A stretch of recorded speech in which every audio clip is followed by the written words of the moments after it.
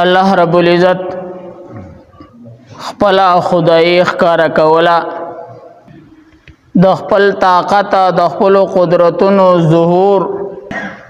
الله پاک کو داغه د پر الله رب العزت مخلوق پیدا ک او په تمام مخلوق کې الله رب العزت انسان ته ورواله نصیب کا چې په مقدس مکه باندې په تمام کائنات کې انسانان غوړه دي او بیا په تمام مخلوق باندې الله پاک دغه انسانانو ته غوړواله ورک بادشاہت ورک خلافت ورک او الله رب العزت فرشتو ته او پیرانو ته په دې خبره گواه کړ چې انی جاعل فی الارض خلیفہ زه پزماکه باندې خپل یو خلیفہ پیدا کوما پاغه باندې فرشتو د خپل رائے اظهار کو چلا ستاد بندګي د عبادت لپاره من کافیو زمنګا د مخه حالات تیر شوی دي پیرانو په مقدس مکه باندې به خوندریزي کولا بابا انسانانو دغه شانې کوي الله فرمای انی اعلم ما لا تعلمون زخه پوېګما تاسو نه پوېږئ الله رب العزت آدم علیہ السلام پیدا دغه آدم علیہ السلام ته الله پاک خلافت تزمکه ورکو چې دا د ځمکه باندې خلافت او مشري دا بستای دا نور تمام مخلوق دا بستا ماتحتی دا بستا خادمانی نور بستا د فیدې د پر راخیږي شپه بستا د آرام د پر راځي روز بستا د معاش د پر راځي بارانونو بستا د فیدې د پر وریږي او نور بستا د فیدې د پر راخیږي دا ټول کائنات بستا په خدمت کې لګای الدنیا خلقت لكم وانتم خلقتم للآخرة دنیا میں ستاره پارا پیدا کړی دا ته می ځان لا پیدا کړی زما بندگی وکای زما خلافت په قائمای نفاذ د احکامات په مقدس مکه باندې زما کای بیا و آدم علیہ السلام چې پیدا کو خې طرف ته یو قتل نخکلی درواحانو ساونا ډیر خسته مخونو خوشاله شو ګس طرف ته یو کاته نو ډیر یاد به شکلو بد شکلا ناکارا د کتو زه پکې نو آدم علیہ السلام خپش تپوسو کو چې دا سری وې دم ستالواد دے دا مسلمانان دی او دا کافر دی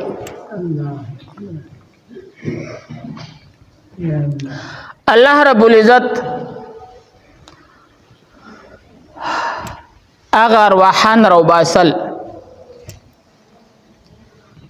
نو دا همیشه د پارا دو طبقه دنیا کې دا چلیږي خو الله رب العزت مسلمان ته د ایمان خاوند ته فضیلت او غورواله ورکړلې او د الله د ذات نه انکار کوونکی دا غره دین مخالفت کوونکی دا غره پیغمبرانو دشمنی کوونکی هغه ته الله د دشمنی په نظر باندې کتللی د نفرت په نظر باندې ته ګوري د حقارت په نظر باندې ته ګوري حالانکه هغه د الله مخلوق خو هغه خپل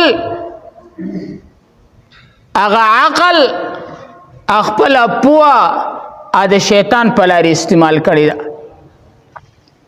الله ته د الله دین ته د الله کتاب ته د الله نبی ته غوږ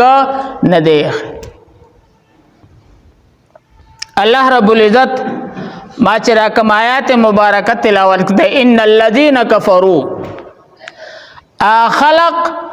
چا کافر دي بیا په کافرو کې يهود دي نصارا دي مشرکین دي مجوس دي سکان دي هندوان دي شل قسمه دي په کافرو کې دا ټول په کافرو کې راځي ان الذين كفروا خلق چې کافر دي من اهل الكتاب د اهل کتابنا چاغوی تا کتاب ورکړی تورات انجیل يهود او نصارا ځکه دا پوه خلقو دا پوهنده طبقه په مقدس مکه باندې الله ذکر کوي خصوصا نور ټول کافر د دې دلان دي والمشرکین اسوک چې د بوتانو عبادت کوونکي دي دا غوی هغه نسل اولئک دا خلق دا یهود نصارا مشرکین ټول کافر اولئک دا خلق هم شر البریه دا لا اعلان دے تر قیامت پوری چې دا په مخدز مکه باندې ناکار خلق ته شر البریه بدترین ډیر بیکار خلق ته دا په مخدز مکه باندې دا د الله وینا ده سورۃ البینہ کې په 13 سپاره کې دا آیات مبارکه لري ناکار خلق د الله رب العزت د اعلان مطابق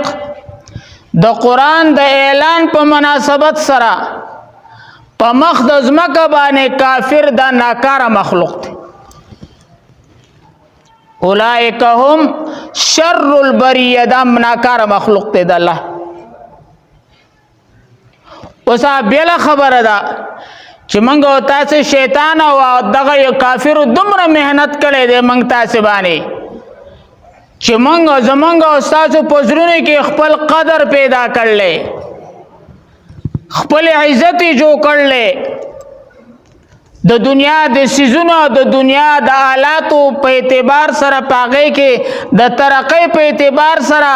دغه يهود او نصارا کافر دا غوي قدر زمونږ استاد سي زړون ترغه چې نه دا خدا سے خلق ته او دا خدا سے خلق دا د الله رب العزت د دې ارشاد مبارکه مقابله ده چې الله فرمای اولایکم شر البریه دا ناکاره خلق ته په مختص مکبانه ته نه دا خو ډیر تعلیم یافته ډیر اډوانس ډیر مخته او اسمانونو سپوږمۍ ته خاتل او مزمکه ته نه وتل نو هغه دغه دنیا ده نو چې په دې کې دا ترقی نه کې آخرت خدا غوښته ده نو ترقی به نه کوي کته هغه اسمان ته تللی د سپوږمۍ ته سوال لسو کاله مخکې زمانه بیم تللی دی لا مکان ته تللی دا سره کمال خبرند سپوږمۍ ته خاطل کمال نه دی د سپوږمۍ خالق سره جوړه روغ کول داغه تعلق زړه کې پیدا کول داغه سره محبت کول دا کمال له سپوږمۍ ته خاطل دا کمال خبره نه ده دا سپوږمۍ چې چا پیدا کړل داغه سره تعلق جوړول داغه سره داغه په در کې خپل عزت پیدا کول دا کمال له نو په مخدز مکه باندې دا کافر دا د الله پاک ناکاره مخلوق ته شر البریه اٹل فیصله ده بدترین مخلوق شریان او فسادیان دهشتګرد دغه خلق ته حدیث پاک کې راځي پیغمبر علیه الصلاۃ والسلام فرمایي چې داسې وخت راشي چې دا کافر به په مسلمانانو باندې داسې راځي لکه څنګه چې موږ او تاسو وګیو او په خانه کې یا په کاسه کې ډوډۍ ماته شوي او موږ تاسو هغې ته راټولېږو دسه بدا کافر په مسلمان باندې راغوړیږي صحابه عرض وکړ یا رسول الله دا به موږ کم یو ځکه د مسلمانانو تعداد به کمی پیغمبر علیه الصلاۃ والسلام جواب کې ارشاد فرمایا نه دا به ډیر زیاتی مسلمانانو تعداد به ډیر زیاتی خو دوی کې با حب الدنیا وکراهیت الموت دا مسلمانانو تعداد به سیوای آلات ته حرب د جنگ به سره ومي خو حب دنیا د دنیا محبت په پزړه کې چې خرابېږما او کراهیت الموت د مرګ نه به یریږي ځکه به دا کافر په دوی راغوړیږي